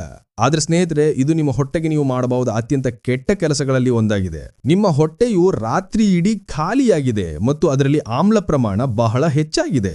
ಚಹಾ ಮತ್ತು ಕಾಫಿ ಕೂಡ ಸ್ವಭಾವದಲ್ಲಿ ಬಹಳ ಆಮ್ಲೀಯ ಆಗಿರುತ್ತದೆ. ನೀವು ಈ ಆಮ್ಲೀಯ ಪಾನೀಯವನ್ನು ಈಗಾಗಲೇ ಆಮ್ಲೀಯವಾಗಿರುವ ಖಾಲಿ ಹೊಟ್ಟೆಗೆ ಸುರಿದಾಗ ನೀವೊಂದು ಆಸಿಡ್ ಬಾಂಬ್ ಅನ್ನು ತಯಾರಿಸುತ್ತಿರುತ್ತೀರಿ. ಇದು ಅಸಿಡಿಟಿ, ಗ್ಯಾಸ್, ಎದೆಯುರಿಯ ನಂಬರ್ 1 ಕಾರಣವಾಗಿದೆ ಮತ್ತು ದೀರ್ಘಕಾಲದಲ್ಲಿ ಇದು ಹೊಟ್ಟೆಯಲ್ಲಿ ನೋವಿನಿಂದ ಕೂಡಿದ ಹುಣ್ಣುಗಳನ್ನು ಕೂಡ ಉಂಟು ಮಾಡಬಹುದು. ಇದಲ್ಲದೆ ಖಾಲಿ ಹೊಟ್ಟೆಯಲ್ಲಿ ಕೆಫೇನ್ ನಿಮ್ಮ ದೇಹಕ್ಕೆ ಒಂದು ಆಘಾತವನ್ನು ನೀಡುತ್ತದೆ. ನಿಮ್ಮ ಒತ್ತಡದ ಹಾರ್ಮೋನ್ ಕಾರ್ಟಿಸಾಲ್ ಅನ್ನು ಹೆಚ್ಚಿಸುತ್ತದೆ ಮತ್ತು ನಿಮಗೆ ಚಿಂತೆ ಮತ್ತು ಆತಂಕವನ್ನು ಉಂಟುಮಾಡುತ್ತದೆ. ನೀವು ನಿಮ್ಮ ಬೆಳಗಿನ ಚಹಾ ಅಥವಾ ಕಾಫಿಯನ್ನು ಖಂಡಿತವಾಗಿಯೂ ಕುಡಿಯಬೇಕಾದ್ರೆ ದಯವಿಟ್ಟು ಹೀಗೆ ಮಾಡಿ. ಮೊದಲು ಏನಾದ್ರೂ ಲಘುವಾಗಿ ತಿನ್ನಿರಿ. ನಾವು ಮಾತನಾಡಿದ ಆ ನೆನೆಸಿದ ಬಾದಾಮಿಗಳನ್ನು ತಿನ್ನಿರಿ, ಅಥವಾ ಒಂದು ಬಾಳೆಹಣ್ಣು ಅಥವಾ ಹಿಡಿಯಷ್ಟು ಒಣಹಣ್ಣುಗಳನ್ನು ತಿನ್ನಿರಿ. 15-20 ನಿಮಿಷ ಕಾಯಿರಿ ಮತ್ತು ನಂತರ ನಿಮ್ಮ ಚಹಾ ಕುಡಿಯಿರಿ. ಈ ಆಹಾರವು ಒಂದು ರಕ್ಷಕನಾಗಿ ಕೆಲಸ ಮಾಡುತ್ತದೆ. ಇದು ನಿಮ್ಮ ಹೊಟ್ಟೆಯ ಪದರನ್ನು ಆಸಿಡ್ನ ದಾಳಿಯಿಂದ ರಕ್ಷಿಸುತ್ತದೆ. 11ನೆಯ ನಿಯಮವು ನಿಮ್ಮ ದಿನದ ಕೊನೆಯ ಊಟದ ಬಗ್ಗೆ ಇದೆ. ರಾತ್ರಿಯ ಊಟವನ್ನು ಎಂದಿಗೂ ಭಾರವಾಗಿ ಮಾಡಬೇಡಿ. ಒಂದು ಬಹಳ ಪ್ರಸಿದ್ಧವಾದ ಗಾದೆ ಇದೆ, ನಿಮ್ಮ ಬೆಳಗಿನ ಉಪಹಾರವನ್ನು ರಾಜನಂತೆ ಸೇವಿಸಿ, ನಿಮ್ಮ ಮಧ್ಯಾಹ್ನದ ಊಟವನ್ನು ರಾಜಕುಮಾರನಂತೆ ಮತ್ತು ನಿಮ್ಮ ರಾತ್ರಿಯ ಊಟವನ್ನು ಭಿಕ್ಷುಕನಂತೆ. ಇದು ಶುದ್ಧ ಜ್ಞಾನ. ನಮ್ಮ ಚಯಾಪಚಯ ಕ್ರಿಯೆ, ನಮ್ಮ ಜಠರಾಗ್ನಿ ಸೂರ್ಯನನ್ನು ಅನುಸರಿಸುತ್ತದೆ. ಇದು ಮಧ್ಯಾಹ್ನ ಅತ್ಯಂತ ಪ್ರಬಲವಾಗಿರುತ್ತದೆ ಮತ್ತು ಸೂರ್ಯಾಸ್ತದ ನಂತರ ಅತ್ಯಂತ ದುರ್ಬಲವಾಗಿರುತ್ತದೆ. ರಾತ್ರಿಯಲ್ಲಿ ನಿಮ್ಮ ದೇಹವು ಜೀರ್ಣಕ್ರಿಯೆ ಸ್ಥಿತಿಯಲ್ಲಿ ಇರೋದಿಲ್ಲ, ಅದು ದುರಸ್ತಿ ಸ್ಥಿತಿಯಲ್ಲಿ ಇರಬೇಕು. ನೀವು ಮಲಗಿದಾಗ ನಿಮ್ಮ ದೇಹವು ಹಾನಿಗೊಳಗಾದ ಜೀವಕೋಶಗಳನ್ನು ಸರಿಪಡಿಸಲು, ಹೊಸ ಅಂಗಾಂಶಗಳನ್ನು ನಿರ್ಮಿಸಲು ಮತ್ತು ನಿಮ್ಮ ಅಂಗಗಳನ್ನು ನಿರ್ವಿಷಗೊಳಿಸಲು ನಿರತವಾಗಿರುತ್ತದೆ.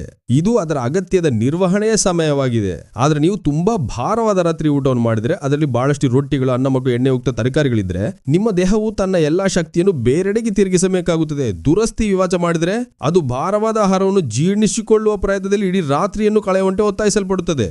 ಇದೇ ಕಾರಣಕ್ಕಾಗಿ ನೀವು 8 ಗಂಟೆ ನಿದ್ರೆಯ ನಂತರವೂ ದಣಿತ, ಜಡ ಮತ್ತು ಅತೃಪ್ತಿಯಾದ ಭಾವನೆ ನಿಧಿಗೆ ಹೇಳ್ತೀರಿ. ನಿಮ್ಮ ದೇಹಕ್ಕೆ ತನ್ನ ದುರಸ್ತಿ ಕೆಲಸವನ್ನು ಮಾಡಲು ಅವಕಾಶವೇ ಸಿಗಲಿಲ್ಲ. ಈ ಜೀರ್ಣನೊಳದ ಆಹಾರವು ಹೊಟ್ಟೆಯ ಹಠಮಾರಿ ಕೊಬ್ಬಿನ ರೂಪದಲ್ಲಿ ಸಂಗ್ರಹಿಸಲುತ್ತೆ. ಹಾಗಾಗಿ ದಯವಿಟ್ಟು ನಿಮ್ಮ ರಾತ್ರಿಯ ಊಟವನ್ನು ಸಾಧ್ಯವಾದಷ್ಟು ಹಗುರವಾಗಿ ಇಟ್ಟುಕೊಳ್ಳಿ. ಒಂದು ಬಟ್ಟಲು ಸೂಪ್, ಕೆಲವು ಬೇಯಿಸಿದ ತರಕಾರಿಗಳು ಅಥವಾ ಒಂದು ಸರಳವಾದ ಕಿಚಡಿ ಅಥವಾ ಗಂಜಿ ಅತ್ಯುತ್ತಮವಾಗಿದೆ. 12ನೇ ನಿಯಮವು ಒಂದು ಸರಳವಾದ ನಿಯಮ. ಇದನ್ನು ನೀವು ಮೊದಲೇ ಕೇಳಿರಬಹುದು, ಆದರೆ ನಾನು ಇದರ ಮೇಲೆ ಮತ್ತೊಮ್ಮೆ ಒತ್ತು ನೀಡಲು ಬಯಸುತ್ತೇನೆ. ನೀವು ಪ್ರತಿದಿನ ಒಂದು ಸೇಬನ್ನು ಖಂಡಿತವಾಗಿ ತಿನ್ನಬೇಕು. ನೀವೆಲ್ಲರೂ ಈ ಗಾದೆಯನ್ನು ಕೇಳಿದ್ದೀರಿ ಎಂದು ನನಗೆ ಖಾತ್ರಿ ಇದೆ. ದಿನಕ್ಕೊಂದು ಸೇಬು ತಿನ್ನಿ ಮತ್ತು ವೈದ್ಯರನ್ನು ದೂರವಿಡಿ. ಸ್ನೇಹಿತರೆ, ಇದು ಕೇವಲ ಒಂದು ಆಕರ್ಷಕವಾದ ಮಾತಲ್ಲ, ಇದು 100% ಸತ್ಯ. ಸೇಬು ಒಂದು ಅದ್ಭುತವಾದ ಹಣ್ಣು. ಇದರ ನಿಜವಾದ ಜಾದು ಇರುವುದು ಅದರ ಸಿಪ್ಪೆಯಲ್ಲಿ ಮತ್ತು ಅದರಲ್ಲಿರುವ ನಾರಿನಂಶದಲ್ಲಿ. ಅದನ್ನು ಪೆಕ್ಟಿನ್ ಎಂದು ಕರೆಯುತ್ತಾರೆ. ಪೆಕ್ಟಿನ್ ಒಂದು ವಿಶೇಷ ರೀತಿಯ ಕರಗುವ ನಾರಿನಂಶವಾಗಿದ್ದು, ಇದು ಪ್ರೀಬಯೋಟಿಕ್ ಆಗಿ ಕೆಲಸ ಮಾಡುತ್ತದೆ. ಇದರರ್ಥ ಇದು ನಿಮ್ಮ ಕರುಳಿನಲ್ಲಿರುವ ಒಳ್ಳೆಯ ಬ್ಯಾಕ್ಟೀರಿಯಾಗಳ ಆಹಾರವಾಗಿದೆ. ನಿಮ್ಮ ಒಳ್ಳೆಯ ಬ್ಯಾಕ್ಟೀರಿಯಾಗಳು ಚೆನ್ನಾಗಿ ತಿಂದಾಗ ನಿಮ್ಮ ಜೀರ್ಣಕ್ರಿಯೆ, ನಿಮ್ಮ ರೋಗ ನಿರೋಧಕ ಶಕ್ತಿ ಮತ್ತು ನಿಮ್ಮ ಮಾನಸಿಕ ಆರೋಗ್ಯವೂ ಕೂಡ ಸುಧಾರಿಸುತ್ತದೆ. ಈ ಪೆಕ್ಟಿನ್ ನಾರಿನಂಶವು ನಿಮ್ಮ ಕರುಳಿನಲ್ಲಿ ಒಂದು ಜೆಲ್ನಂತಹ ವಸ್ತುವನ್ನು ಕೂಡ ಸೃಷ್ಟಿಸುತ್ತದೆ. ಇದು ಕೆಟ್ಟ ಕೊಲೆಸ್ಟ್ರಾಲ್ ಮತ್ತು ಹೆಚ್ಚುವರಿ ಸಕ್ಕರೆಯನ್ನು ಸುಂದರವಾಗಿ ಹಿಡಿದಿಟ್ಟುಕೊಳ್ಳುತ್ತದೆ ಮತ್ತು ಅವುಗಳನ್ನು ನಿಮ್ಮ ದೇಹದಿಂದ ಹೊರಲಾಗಿಸುತ್ತದೆ. ಸೇಬಿನ ಸಿಪ್ಪೆಯು ಕ್ವೆರ್ಸೆಟಿನ್ ಎಂಬ ಆಂಟಿ ಆಕ್ಸಿಡೆಂಟ್ನಿಂದ ಕೂಡ ಸಮೃದ್ಧವಾಗಿದೆ. ಇದು ಉರಿಯೂತವನ್ನು ಕಡಿಮೆ ಮಾಡುವಲ್ಲಿ ಪ್ರಬಲವಾಗಿದ್ದು, ಅಲರ್ಜಿಗಳ ವಿರುದ್ಧ ಹೋರಾಡಲು ಸಹಾಯ ಮಾಡುತ್ತದೆ. ಹಾಗಾಗಿ ಇದನ್ನೊಂದು ಅಭ್ಯಾಸ ಮಾಡಿಕೊಳ್ಳಿ. ಪ್ರತಿದಿನ ಒಂದು ಪೂರ್ತಿ ಸೇಬನ್ನು ಅದರ ಸಿಪ್ಪೆಯೊಂದಿಗೆ ತಿನ್ನಿರಿ. ಇದು ನೀವು ತೆಗೆದುಕೊಳ್ಳಬಹುದಾದ ಅತ್ಯುತ್ತಮ ಮತ್ತು ಅತ್ಯಂತ ಸರಳವಾದ ಆರೋಗ್ಯ ವಿಮೆಯಾಗಿವೆ. ನಮ್ಮ 13ನೇ ನಿಯಮವು ನಿಮ್ಮ ದೇಹವನ್ನು ಚಲನಶೀಲವಾಗಿಡುವ ಬಗ್ಗೆ ಇದೆ. ನೀವು ಪ್ರತಿದಿನ 10,000 ಹೆಜ್ಜೆಗಳನ್ನು ನಡೆಯುವ ಗುರಿಯನ್ನು ಇಟ್ಟುಕೊಳ್ಳಬೇಕು. ನಮ್ಮ ಹಿಂದಿನ ಜೀವನದಲ್ಲಿ ನಾವು ಕುಳಿತುಕೊಳ್ಳುವ ಪೀಳಿಗೆಯಾಗಿ ಬಿಟ್ಟಿದ್ದೇವೆ. ನಾವು ತಿನ್ನಲು ಕುಳಿತುಕೊಳ್ಳುತ್ತೇವೆ, ಓಡಾಡಲು ಕಾರ್ನಲ್ಲಿ ಕುಳಿತುಕೊಳ್ಳುತ್ತೇವೆ, ನಾವು ನಮ್ಮ ಮೇಜಿನ ಬಳಿ ಇಡೀ ದಿನ ಕುಳಿತಿರುತ್ತೇವೆ ಮತ್ತು ನಾವು ವಿಶ್ರಾಂತಿ ಪಡೆಯಲು ಸೋಫಾದ ಮೇಲೆ ಕುಳಿತುಕೊಳ್ತೇವೆ. ಸ್ನೇಹಿತರೆ, ಇದಕ್ಕಾಗಿ ನಮ್ಮ ದೇಹವು ಮಾಡಲ್ಪಟ್ಟಿಲ್ಲ. ನಮ್ಮ ದೇಹವು ಓಡಾಡಲು ಮಾಡಲ್ಪಟ್ಟಿದೆ. ಈ ಕುಳಿತಲ್ಲೇ ಇರೋ ಜೀವನ ಶೈಲಿಯನ್ನು ಹೊಸ ಧೂಮಪಾನ ಎಂದು ಕರೆಯಲಾಗುತ್ತಿದೆ, ಏಕೆಂದರೆ ಇದು ಅಷ್ಟೇ ಅಪಾಯಕಾರಿಯಾಗಿದೆ. ಇದು ನಿಮ್ಮ ರಕ್ತ ಸಂಚಾರವನ್ನು ನಿಧಾನಗೊಳಿಸುತ್ತದೆ, ನಿಮ್ಮ ಸ್ನಾಯುಗಳನ್ನು ದುರ್ಬಲಗೊಳಿಸುತ್ತದೆ ಮತ್ತು ಸ್ಥೂಲಕಾಯ, ಮಧುಮೇಹ, ಅಧಿಕ ರಕ್ತದೊತ್ತಡ ಮತ್ತು ಹೃದಯಾಘಾತದಂತಹ ರೋಗಗಳಿಗೆ ನೇರ ಆಹ್ವಾನ ನೀಡುತ್ತದೆ. ಈಗ 10,000 ಹೆಜ್ಜೆಗಳು ಬಹುಶಃ ಬಹಳ ಹೆಚ್ಚು ಇರಿಸಬಹುದು, ಆದರೆ ನೀವಿದೆಲ್ಲವನ್ನು ಒಂದೇ ಬಾರಿಗೆ ಮಾಡಬೇಕಾಗಿಲ್ಲ. ನಿಮ್ಮ ಹೆಜ್ಜೆಗಳನ್ನು ಗಮನಿಸಲು ನೀವು ನಿಮ್ಮ ಸ್ಮಾರ್ಟ್ಫೋನ್ ಅಥವಾ ಒಂದು ಸಾಮಾನ್ಯ ಫಿಟ್ನೆಸ್ ಬ್ಯಾಂಡ್ ಅನ್ನು ಬಳಸಬಹುದು. ನಿಮ್ಮ ದಿನದಲ್ಲಿ ನೀವು ಹೇಗೆ ಹೆಜ್ಜೆಗಳನ್ನು ಸೇರಿಸಬಹುದು ಎಂದು ನೋಡುತ್ತೀರಿ. ಲಿಫ್ಟ್ ಬದಲು ಮೆಟ್ಟಿಲುಗಳನ್ನು ಬಳಸಿರಿ. ನಿಮ್ಮ ಕಾರನ್ನು ಆಫೀಸ್ನಿಂದ ಸ್ವಲ್ಪ ದೂರದಲ್ಲಿ ನಿಲ್ಲಿಸಿ. ನೀವು ಫೋನ್ನಲ್ಲಿ ಮಾತನಾಡುತ್ತಿರುವಾಗ ನಿಮ್ಮ ತೋಳಿಯಲ್ಲಿ ಓಡಾಡಿರಿ ಮತ್ತು ಖಂಡಿತವಾಗಿಯೂ ರಾತ್ರಿಯ ಊಟದ ನಂತರ ಆ ನಡಿಗೆಯನ್ನು ಸೇರಿಸಿಕೊಳ್ಳಿ. ನೀವು ಈಗಷ್ಟೇ ಪ್ರಾರಂಭಿಸುತ್ತಿದ್ದಾರೆ 5,000ದಿಂದ 7,000 ಹೆಜ್ಜೆಗಳ ಗುರಿಯನ್ನು ಇಟ್ಟುಕೊಳ್ಳಿ ಮತ್ತು ನಂತರ ನಿಧಾನವಾಗಿ 10,000ಕ್ಕೆ ತಲುಪುವಿರಿ. ಇದು ನೀವು ಮಾಡಬಹುದಾದ ಅತ್ಯಂತ ಸುಲಭ, ಅತ್ಯಂತ ಅಗ್ಗ ಮತ್ತು ಅತ್ಯಂತ ಪರಿಣಾಮಕಾರಿಯಾದ ವ್ಯಾಯಾಮವಾಗಿದೆ. 14ನೇ ನಿಯಮವೆಂದರೆ ಪ್ರತಿದಿನ 1 ಲೋಟ ನಿಂಬೆ ನೀರು ಕುಡಿಯುವುದು. ಇದು ಒಂದು ಸರಳ, ಶಕ್ತಿಶಾಲಿಯಾದ ನಿರ್ವಿಷಗೊಳಿಸುವ ಪಾನೀಯವಾಗಿದೆ. ಈಗ ಬನ್ನಿ ಒಂದು ತಪ್ಪು ತಿಳುವಳಿಕೆಯನ್ನು ದೂರ ಮಾಡೋಣ. ನಿಂಬೆ ನೀರು ಮ್ಯಾಜಿಕ್ ಆಗಿ ಕೊಬ್ಬನ್ನು ಕರಗಿಸುವುದಿಲ್ಲ. ಆದರೆ ಅದು ಏನು ಮಾಡುತ್ತದೆ ಎಂದರೆ ಇದು: ನಿಂಬೆಹಣ್ಣು ರುಚಿಯಲ್ಲಿ ಆಮ್ಲೀಯವಾಗಿದ್ದರೂ ಜೀರ್ಣವಾದ ನಂತರ ನಿಮ್ಮ ದೇಹದ ಮೇಲೆ ಕ್ಷಾರೀಯ ಪರಿಣಾಮ ಉಂಟುತ್ತದೆ. ನಾವು ತಿನ್ನುವ ಹೆಚ್ಚಿನ ಸಂಸ್ಕೃತ ಆಹಾರ, ಸಕ್ಕರೆ ಮತ್ತು ಮಾಂಸ ಇವು ಆಮ್ಲೀಯವಾಗಿವೆ. ಆಮ್ಲೀಯವಾದ ಆಂತರಿಕ ವಾತಾವರಣವು ರೋಗಗಳು ಬೆಳೆಯುವ ಸ್ಥಳವಾಗಿದೆ. ನಿಂಬೆ ನೀರು ಈ ಆಮ್ಲೀಯತೆಯನ್ನು ಸಮತೋಲನಗೊಳಿಸಲು ಮತ್ತು ನಿಮ್ಮ ದೇಹವನ್ನು ಹೆಚ್ಚು ಕ್ಷಾರೀಯವನ್ನಾಗಿ ಮಾಡಲು ಸಹಾಯ ಮಾಡುತ್ತದೆ. ಎರಡನೇದಾಗಿ, ನಿಂಬೆಹಣ್ಣು ವಿಟಮಿನ್ ಸಿ ಇಂದ ತುಂಬಿರುತ್ತದೆ. ಇದು ಒಂದು ಶಕ್ತಿಯುತವಾದ ಆಂಟಿ ಆಕ್ಸಿಡೆಂಟ್ ಆಗಿದೆ. ಇದು ನಿಮ್ಮ ರೋಗ ನಿರೋಧಕ ಶಕ್ತಿಯನ್ನು ಹೆಚ್ಚಿಸುತ್ತದೆ. ಇದರಿಂದಾಗಿ ನಿಮಗೆ ಆ ಕಾಲೋಚಿತ ಶೀತ ನೆಗಡಿಯ ವಿರುದ್ಧ ಹೋರಾಡಲು ಸಹಾಯ ಮಾಡುತ್ತದೆ. ಮತ್ತು ಈ ವಿಟಮಿನ್ ಸಿ ಕೊಲಾಜನ್ ತಯಾರಿಸಲು ಕೂಡ ಅಗತ್ಯವಾಗಿದೆ. ಇದು ನಿಮ್ಮ ಚರ್ಮವನ್ನು ಯೌವನಯುತವಾಗಿ, ಸ್ವಚ್ಛವಾಗಿ ಮತ್ತು ತಾಜಾವಾಗಿ ಇಡುತ್ತದೆ. ಇದನ್ನು ತೆಗೆದುಕೊಳ್ಳುವ ಅತ್ಯುತ್ತಮ ವಿಧಾನವೆಂದರೆ 1 ಲೋಟ ಉಗುರು ಬೆಚ್ಚಗಿನ ನೀರನ್ನು ತೆಗೆದುಕೊಳ್ಳಿ. ಅದು ಬಿಸಿಯಾಗಿರಬಾರದು, ಏಕೆಂದರೆ ಬಿಸಿ ನೀರು ವಿಟಮಿನ್ ಸಿ ಯನ್ನು ನಾಶಪಡಿಸಬಹುದು, ಮತ್ತು ಅದರಲ್ಲಿ ಅರ್ಧ ನಿಂಬೆಹಣ್ಣನ್ನು ಹಿಂಡಿ. ನೀವು ಇದನ್ನು ಬೆಳಿಗ್ಗೆ ಅಥವಾ ನಿಮ್ಮ ಮಧ್ಯಾಹ್ನದ ಊಟಕ್ಕೆ 30 ನಿಮಿಷಗಳ ಮೊದಲು ಕುಡಿಯಬಹುದು. ಇದು ನಮ್ಮನ್ನು ನಮ್ಮ 15ನೇ ನಿಯಮಕ್ಕೆ ಕರೆತರುತ್ತದೆ. ಇದು ಒಂದು ಅದ್ಭುತವಾದ ಆರೋಗ್ಯ ಸೂತ್ರವಾಗಿದ್ದು, ನೀವು ನಿಮ್ಮ ಮಧ್ಯಾಹ್ನದ ಊಟಕ್ಕೆ ಸುಮಾರು 30 ನಿಮಿಷಗಳ ಮೊದಲು ಒಂದು ದೊಡ್ಡ ಬಟ್ಟಲು ಸಲಾಡ್ ತೆಗೆಯಬೇಕು. ಇದನ್ನು ನಾನು ಮೊದಲು ನಾರಿನಂಶ ತಂತ್ರ ಎಂದು ಕರೆಯುತ್ತೇನೆ, ಮತ್ತು ಇದು ತೂಕ ಇಳಿಸಲು ಮತ್ತು ಮಧುಮೇಹಕ್ಕೆ ಒಂದು ಬದಲಾವಣೆ ತರುವಂತದ್ದಾಗಿದೆ. ಇದರ ಹಿಂದಿನ ವಿಜ್ಞಾನವೇನೆಂದರೆ, ನೀವು ಸೌತೆಕಾಯಿ, ಟೊಮ್ಯಾಟೊ, ಕ್ಯಾರೆಟ್ ಮತ್ತು ಈರುಳ್ಳಿಯಂತಹ ಹಸಿ ತರಕಾರಿಗಳ ಒಂದು ದೊಡ್ಡ ಬಟ್ಟಲನ್ನು ತಿಂದಾಗ ನೀವು ನಿಮ್ಮ ಹೊಟ್ಟೆಯನ್ನು ಹೆಚ್ಚು ಪ್ರಮಾಣದ ಕಡಿಮೆ ಕ್ಯಾಲರಿ ಆಹಾರವನ್ನು ತುಂಬುತ್ತಿರುತ್ತೀರಿ. ಅದು ನಾರಿನಂಶದಿಂದ ತುಂಬಿರುತ್ತದೆ.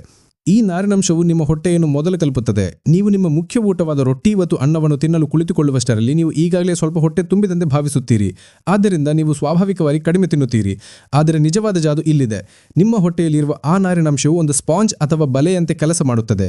ನೀವು ನಂತರ ನಿಮ್ಮ ಕಾರ್ಬೋಹೈಡ್ರೇಟ್ಸ್ ಅಂದರೆ ರೊಟ್ಟಿ, ಅನ್ನವನ್ನು ತಿಂದಾಗ ಈ ನಾರಿನ ಬಲೆಯು ಆ ಕಾರ್ಬೋಹೈಡ್ರೇಟ್ಗಳಿಂದ ನಿಮ್ಮ ರಕ್ತಕ್ಕೆ ಸಕ್ಕರೆ ಸೇರುವ ಪ್ರಕ್ರಿಯೆಯನ್ನು ನಿಧಾನಗೊಳಿಸುತ್ತದೆ.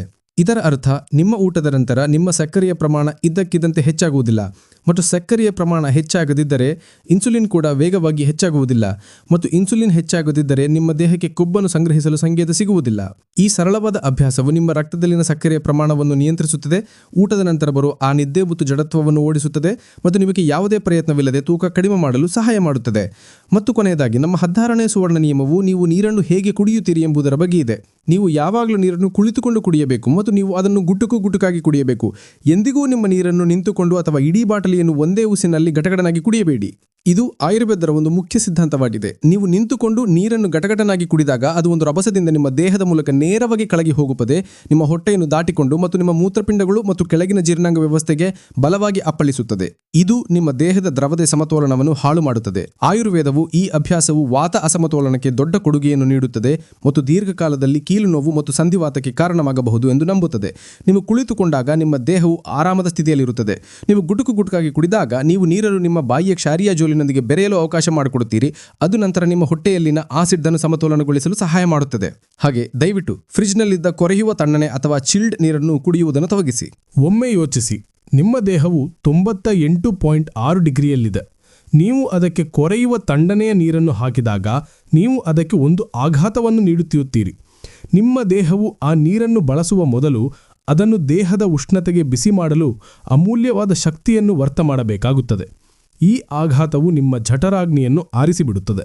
ನಿಮಗೆ ತಣ್ಣೀರು ಬೇಕಾಗಿದ್ದರೆ ಅತ್ಯುತ್ತಮ ಆಯ್ಕೆ ಎಂದರೆ ಘಡ ಅಥವಾ ಮಣ್ಣಿನ ಮಡಕೆಯನ್ನು ಬಳಸುವುದು. ಇದು ನೀರನ್ನು ನೈಸರ್ಗಿಕವಾಗಿ ತಂಪಾಗಿಸುತ್ತದೆ ಮತ್ತು ಅದಕ್ಕೆ ಪ್ರಯೋಜನಕಾರಿ ಖನಿಜಗಳನ್ನು ಕೂಡ ಸೇರಿಸುತ್ತದೆ. ಹಾಗಾದರೆ ಸ್ನೇಹಿತರೆ, ಇವು ಆ 16 ನಿಯಮಗಳು. 16 ಸರಳ, ಶಕ್ತಿಯುತ ಮತ್ತು ಜೀವನವನ್ನು ಬದಲಾಯಿಸುವಂತಹ ಅಭ್ಯಾಸಗಳು. ಇವು ನಿಮ್ಮನ್ನು ಅಸಂಖ್ಯಾತ ರೋಗಗಳಿಂದ ರಕ್ಷಿಸಬಲ್ಲವು. ಇದು ಬಹಳ ಹೆಚ್ಚು ಅನಿಸಬಹುದು ಎಂದು ನನಗೆ ತಿಳಿದಿದೆಯಾದರೆ ನೆನಪಿಡಿ, ಆರೋಗ್ಯ ಒಂದು ಪ್ರಯಾಣ. ನೀವು ಇದೆಲ್ಲವನ್ನು ನಾಳೆಯಿಂದಲೇ ಮಾಡಬೇಕಾಗಿಲ್ಲ. ಕೇವಲ ಒಂದನ್ನು ಆರಿಸಿ. ನಿಮಗೆ ಯಾವುದು ಅತ್ಯಂತ ಸುಲಭ ಎನಿಸುತ್ತದೆಯೋ ಅದನ್ನು. ಬಹುಶಃ ಕೇವಲ ನಿಮ್ಮ ಉಪ್ಪನ್ನು ಬದಲಾಯಿಸುವುದು, ಅಥವಾ ಬಹುಶಃ ರಾತ್ರಿಯ ಊಟದ ನಂತರದ ನಡಗೆ. ಆ ಒಂದು ನಿಯಮವನ್ನು ಪೂರ್ತಿ 1 ವಾರದವರೆಗೆ ಪಾಲಿಸಿ. ಅದು ನಿಮಗೆ ಸ್ವಾಭಾವಿಕ ಅನಿಸುವವರೆಗೆ. ನಂತರ 2ನೇ ನಿಯಮವನ್ನು ಸೇರಿಸಿ. ಚಿಕ್ಕ ನಿರಂತರವಾಗಿ ಇಟ್ಟ ಹೆಜ್ಜೆಗಳೇ ದೊಡ್ಡ ಬದಲಾವಣೆಗೆ ದಾರಿ ಮಾಡಿಕೊಡುತ್ತವೆ. ನೆನಪಿಡಿ, ಆರೋಗ್ಯಕರ ಜೀವನವನ್ನು ನಡೆಸುವುದು ನಮಗೆ ನಂಬಿಸಿರುವಷ್ಟು ಕಷ್ಟವೇನಲ್ಲ. ನಿಮಗೆ ದುಬಾರಿಯಾದ ಸಪ್ಲಿಮೆಂಟ್ಗಳು ಅಥವಾ ಸಂಕೀರ್ಣವಾದ ಆಹಾರ ಪದ್ಧತಿಗಳ ಅಗತ್ಯವಿಲ್ಲ. ನೀವು ಕೇವಲ ನಿಮ್ಮ ಜೀವನ ಶೈಲಿಯನ್ನು ಪ್ರಕೃತಿಯ ಸರಳ ನಿಯಮಗಳೊಂದಿಗೆ ಹೊಂದಿಸಬೇಕಷ್ಟೆ. ನಿಮ್ಮ ದೇಹವು ನಂಬಲಾಗದಷ್ಟು ಬುದ್ಧಿವಂತವಾಗಿದೆ. ಇದರಲ್ಲಿ ತನ್ನನ್ನು ತಾನು ಗುಣಪಡಿಸಿಕೊಳ್ಳುವ, ಪ್ರತಿಯೊಂದು ರೋಗದ ವಿರುದ್ಧ ಹೋರಾಡುವ ಮತ್ತು ಮತ್ತೆ ಹೊಸದಾಗುವ ಒಂದು ಅದ್ಭುತವಾದ ಮೊದಲೇ ಇರುವ ಸಾಮರ್ಥ್ಯವಿದೆ. ಆದರೆ ಆ ಕೆಲಸವನ್ನು ಮಾಡಲು ಅದಕ್ಕೆ ನಿಮ್ಮ ಬೆಂಬಲದ ಅಗತ್ಯವಿದೆ. ನೀವು ಅದಕ್ಕೆ ಸರಿಯಾದ ವಾತಾವರಣ ಮತ್ತು ಸರಿಯಾದ ಪೋಷಣೆಯನ್ನು ನೀಡುವ ಅಗತ್ಯವಿದೆ. ನಿಮ್ಮ ದೇಹ ಒಂದು ದೇವಾಲಯ. ದಯವಿಟ್ಟು ಅದರೊಂದಿಗೆ ಕಸದ ಬುಟ್ಟಿಯಂತೆ ವರ್ತಿಸಬೇಡಿ. ಇದು ಅರ್ಹವಾಗಿರುವ ಗೌರವ ಮತ್ತು ಕಾಳಜಿಯನ್ನು ಅದಕ್ಕೆ ನೀಡಿ. ಮತ್ತು ನಾನು ನಿಮಗೆ ಮಾತು ಕೊಡುತ್ತೇನೆ, ಇದು ನಿಮ್ಮ ಉಳಿದ ಜೀವನದುದ್ದಕ್ಕೂ ನಿಮ್ಮನ್ನು ನೋಡಿಕೊಳ್ಳುತ್ತದೆ. ಈ ವಿಡಿಯೋ ನಿಮಗೆ ಉಪಯುಕ್ತವಾಯಿತು ಮತ್ತು ನೀವು ಇಂದು ಏನಾದರೂ ಹೊಸದನ್ನು ಕಲಿತೀರಿ ಎಂದು ನಾನು ನಿಜವಾಗಲೂ ಭಾವಿಸುತ್ತೇನೆ. ನೀವು ಇವುಗಳಲ್ಲಿ ಯಾವ ನಿಯಮಗಳನ್ನು ಈಗಾಗಲೇ ಪಾಲಿಸುತ್ತಿದ್ದೀರಿ ಮತ್ತು ಯಾವ ಒಂದು ನಿಯಮವನ್ನು ನೀವು ನಾಳೆಯಿಂದ ಪ್ರಾರಂಭಿಸುತ್ತೀರಿ? ದಯವಿಟ್ಟು ನನಗೆ ಕೆಳಗಿನ ಕಮೆಂಟ್ ವಿಭಾಗದಲ್ಲಿ ತಿಳಿಸಿ. ನಿಮ್ಮ ಕಮೆಂಟ್ಗಳನ್ನು ಓದಲು ನನಗೆ ಬಹಳ ಇಷ್ಟ. ನಿಮಗೆ ಈ ವಿಡಿಯೋ ಇಷ್ಟವಾಗಿದ್ದರೆ ದಯವಿಟ್ಟು ಇದಕ್ಕೆ ಒಂದು ಥಮ್ಸ್ ಅಪ್ ನೀಡಿ ಮತ್ತು ಈ ಜ್ಞಾನವನ್ನು ನಿಮ್ಮ ಕುಟುಂಬ ಮತ್ತು ಸ್ನೇಹಿತರೊಂದಿಗೆ ಹಂಚಿಕೊಳ್ಳಿ. ಬನ್ನಿ, ಒಟ್ಟಿಗೆ ಸೇರಿ ಒಂದು ಆರೋಗ್ಯಕರ ಮತ್ತು ಸಂತೋಷದ ಸಮುದಾಯವನ್ನು ನಿರ್ಮಿಸೋಣ. ನಾನು ನಿಮ್ಮನ್ನು ಮುಂದಿನ ವಿಡಿಯೋದಲ್ಲಿ ಇನ್ನಷ್ಟು ಸರಳ ಪ್ರಾಯೋಗಿಕ ಆರೋಗ್ಯ ಜ್ಞಾನದೊಂದಿಗೆ ಭೇಟಿಯಾಗುತ್ತೇನೆ. ಅಲ್ಲಿಯವರೆಗೆ ನಿಮ್ಮ ಬಗ್ಗೆ ಬಹಳ ಕಾಳಜಿ ವಹಿಸಿ, ನಗುತ್ತಿರಿ, ಸಕಾರಾತ್ಮಕವಾಗಿರಿ ಮತ್ತು ಪ್ರತಿದಿನ ಏನಾದರೂ ಹೊಸದನ್ನು ಕಲಿಯುತ್ತಿರಿ. ಇದರಿಂದ ನೀವು ಯಾವಾಗಲೂ ಆರೋಗ್ಯವಾಗಿರಬಹುದು.